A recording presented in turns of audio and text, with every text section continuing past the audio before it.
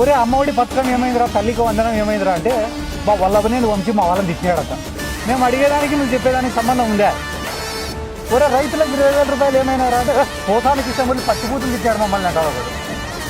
ఒరే రేపు ఎల్లుండో మళ్ళీ అదేందిరా సిలిండర్లు ఏమైనా రా అంటే ఆడదాం మాత్రం 400 కోట్లు పోయినాయి అంటాడు. అంటే మనం అడిగేదానికి, ప్రజలు అడిగేదానికి, వాళ్ళు చెప్పేదానికి ఎక్కడ కూడా పొంతన లేదు.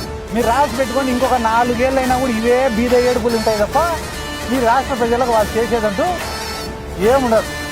కానీ టీడీపీ వాళ్ళకి చెప్తానని ఆయన, మీరు జనాలలోకి ఈసారి పోయి ఓట్లు అడిగితే చీపుర్లు చెప్పులు రెడీగా ఉన్నాయి. మాకు చెప్పినట్టు మీకు చేస్తాం పోనైనా అని చెప్పరు. ఫస్ట్ కొట్టి చెప్పించి ఆ తర్వాతనే మీకు సమాధానం చెప్తారు. ఎందుకంటే చంద్రబాబు నాయుడు తెలిసిన టాలెంట్ ఏం రా అంటే వ్యవస్థల్ని మేనేజ్ చేయడం. అవి ఏ రకంగానైనా మేనేజ్ చేస్తారు. ఎందుకంటే మొన్ననే సంక్రాంతి పండుగ జరుగుతుంది అన్నాడు. సంక్రాంతి పండుగకి హైదరాబాద్ నుంచి ఈ రాష్ట్రంలో పక్క రాష్ట్రంలో అందరూ వచ్చి ఈడ ఏంటివి అవి కోడి పందాలు, ఇసుకటాకులు, 100 కోట్ల బెట్టింగులు చేసిపోతే పొద్దున్నే ఆర్టికల్స్ ఏం రాసినారు తెలుసా? మీ టీవీ ఛానల్ వాళ్ళందరూ కూడా అంబరాన్నంటిన సంబరాలు.